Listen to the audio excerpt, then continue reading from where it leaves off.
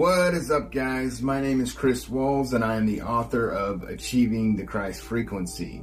And I wanted to make a video to try and give everyone some insight in what inspired me to write this book. And although I was inspired, I was tasked to write this book. And if you're of any faith, then you know in your task, you do what you're told. It's unexplainable. If you haven't ever felt that feeling, then you're not connected with Source.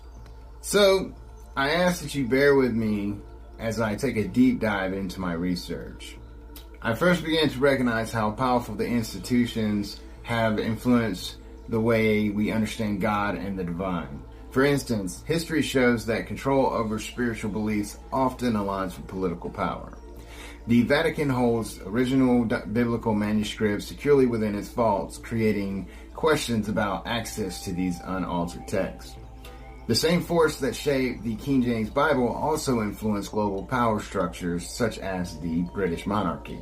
Keep in mind, it is noteworthy that the Queen has historically wielded significant influence over the corporation that is America and control over Israel, a region central to many of the world's faiths. Whoever holds sway over Israel inherently influences much of the global belief system, guiding how millions interpret their connection to the divine. In my studies, I also found links between Anglo-Saxons and the Zionists who are currently occupying Israel at this time. Don't you find it strange that everyone that is in that part of the world has a dark complexion? Except for a pin-drop group of people based on the population in that region at that time. Jesus has always been described as having a darker complexion, just like everyone else in that region. So, how is it possible if he was born into a Jewish family? Most Jewish people that I know are way whiter than me. It really doesn't make sense, does it? I'll tell you who did fit that complexion that had their hands in that region during that time, and it was the Anglo-Saxons, who originally, from my research, maybe it's not fact, but they seem to stem from Vikings. Don't you find it weird how the original Jews set off for the desert for 40 years, and around that time, the Anglo-Saxons, who were pagans, who knew about how powerful the Christian relief was, flooded that region? Now, this is speculation, but this is what I believe happened. The Queen used these savages known as the Anglo-Saxons to take down the Roman Empire and promised them the Promised Land, hence why it's called the Promised Land. Guess who the Queen signed over Israel to? The Rothschild family, of all people. Big bank, not trusted people. All they had to do was erase a little bit of history and voila, no one would dare ever question the Queen back in those days. So, when Rome adopted Christianity, they elevated Jesus as a martyr, using his teachings as a foundation for institutionalized belief systems. This is why the Queen had to take them out.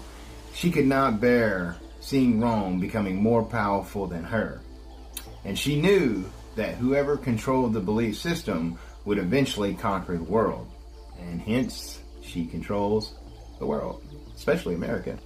So, by claiming Jesus' message and potentially altering certain elements, they could influence how people understood God. Small changes can have a significant impact if people believe that God is solely external. They may be less inclined to look inward for the divine connection. It's a shift from seeing oneself as a vessel of divine to viewing God as separate, creating a dependency on institutions and intermediaries. Reflecting on these dynamics, I believe that Christ's original teachings, like those of Buddha, emphasize the divine within us all. The message is one of empowerment and direct connection, yet institutional interpretations have at times redirected this power away from individuals, placing it within the control of earthly authorities. This understanding has strengthened my belief that our journey is meant to be inward, to connect directly with the divine source rather than relying solely on external institutions. I've dedicated much of my life to studying and honoring the Bible My journey has always led me to explore beyond traditional boundaries, not to contradict biblical principles, but to seek a deeper understanding of the divine. So, like most of you, I rely on prayer and meditation to connect with God, and for me, meditation is a form of prayer, a way to listen for His guidance. This perspective is what I hope to convey within my book. It's true that my journey has drawn me to Buddhist principles as well. However, I have found that these teachings do not conflict with scriptures, but instead offer a complementary insight into peace, compassion, and unity. I recognize that Buddhism is often perceived as opposing Christianity, yet after thorough research, I found that Buddha never sought to be worshipped or considered divine. That's all a misinterpretation. He simply wished to share what he had learned about inner peace and the path to a virtuous life. This concept, I believe, was distorted over time, particularly by the institutions like the Roman Catholic Church, which influenced many spiritual narratives to serve its own ends. Just as a pastor sometimes often misinterprets scripture, religious institutions have historically shaped belief systems in a way that sometimes obscure rather than reveal divine truth. I've also had deeply personal experiences that I haven't shared with a lot of people that have confirmed my faith and helped me to understand the balance between light and darkness.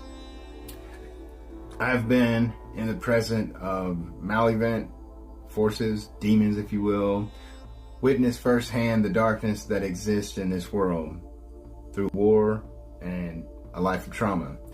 Yet I've also experienced the presence of a being of pure light, a beautiful entity standing over 11 foot tall, radiating such brilliant light that overwhelmed everything else around it. I can't really explain the feeling, but strangely, although it was incredibly bright, I could look upon it without difficulty. In that moment, I felt an intense, overwhelming sense of love and compassion, unlike anything that I had ever known before. I understood in my heart that this was a divine reflection of our Creator. It was only after years of contemplating that I fully realized what I had encountered. And I know a lot of Christians don't believe in God talking to people nowadays. They shun upon that, but they talk to prophets back in the day, but they don't talk to people now. But they talk to you, though, because you go to church. Now, I know without a doubt that it was a manifestation of the divine truth. This experience reaffirmed for me that my purpose was not to convince others, but to be a light in the darkness, helping others find their own path toward God. The world around us is filled with institutions and systems that I believe often keep people attached to the earthly concerns rather than divine truth. Our education system, for instance, can instill in us a deep attachment to the material world, shaping us to believe that this realm is all that there is. I believe these attachments create sort of a soul trap, encouraging us to stay invested in this world rather than seeking spiritual freedom. The people running these systems feed off of our spirits because they lack their own connection to the divine source. God, in my understanding, has allowed these entities to exist, and they have become experts at keeping us bound to this earthly world. That's why they create these systems. So I challenge you to consider for an instant how spiritual narratives have been shaped by powerful figures throughout history. King James is one such figure. And while he is often celebrated for authoring the King James Bible, which a lot of you worship, remember, you're not supposed to worship object worldly things, his life was marked by contradiction. The scriptures were given to us to connect with the divine, not to worship them. So, rumors circulate about his close relationship with male concierges like Robert Carr and George Valeries, if I'm saying that right, which led some to question his personal values. Also, his lavish spending and favoritism created tension with the parliament, and his political motives sometimes at odds with the humility that scriptures advocates for. His fascination with witchcraft and the supernatural led him to publish Demonologies in 1597, a treatise of demonology and supernatural brutal witch hunts.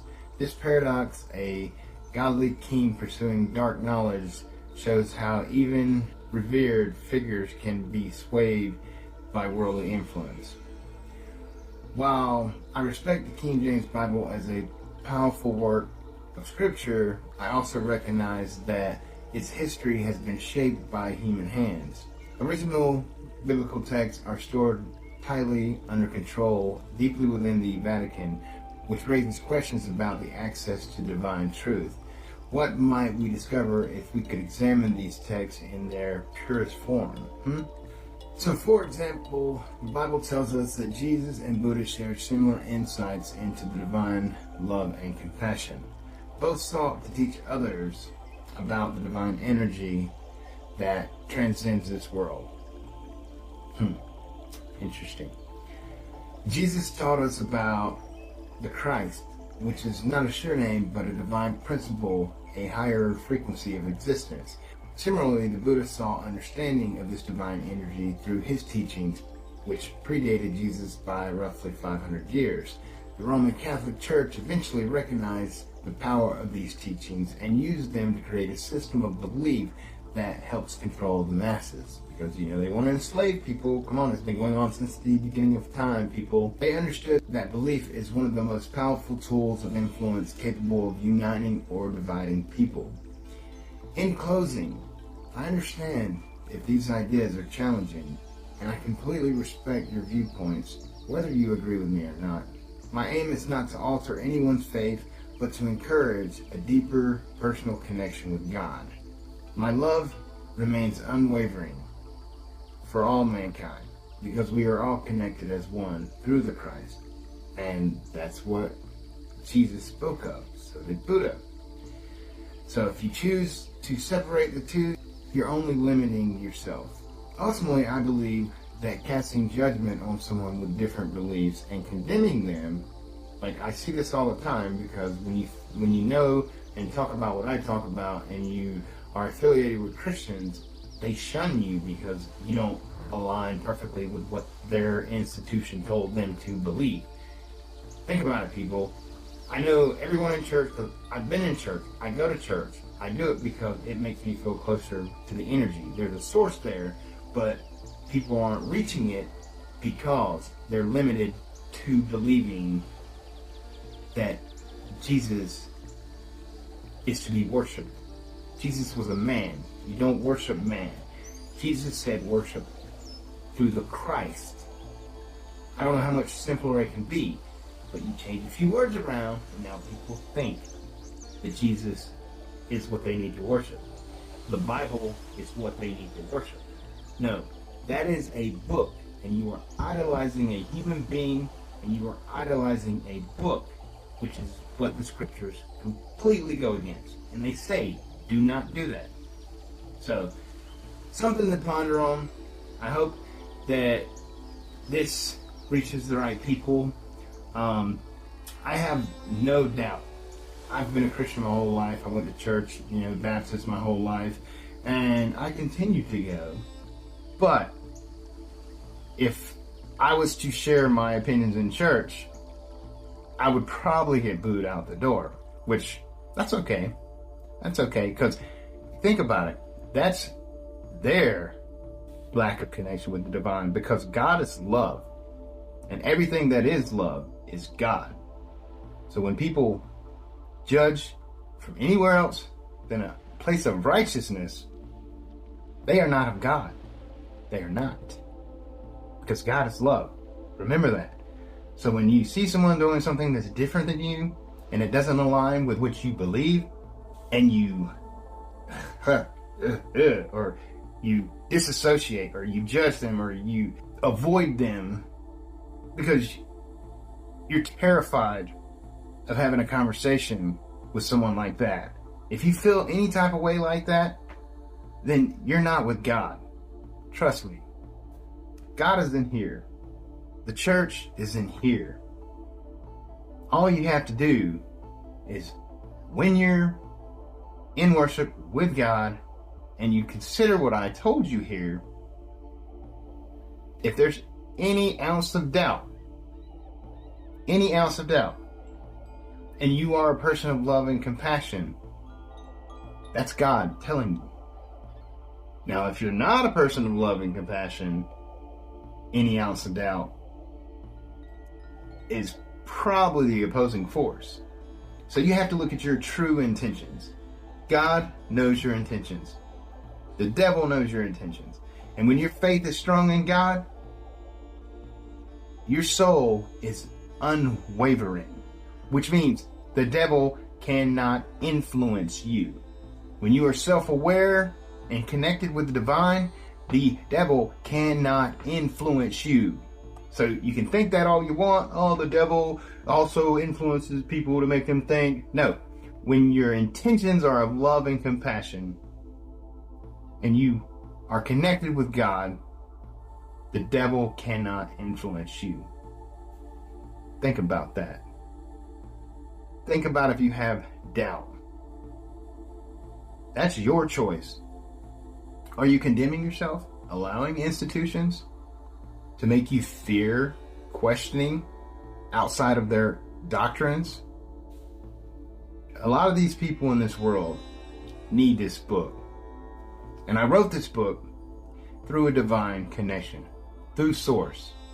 You can call it what you want, but it was written out of love, and it's been hidden and distorted from God's people for so long. And if you think for 1 second that God stopped sending disciples and prophets to try and tell you, you really are brainwashed by their system. I love you all, and I hope that if you need my book, please find it.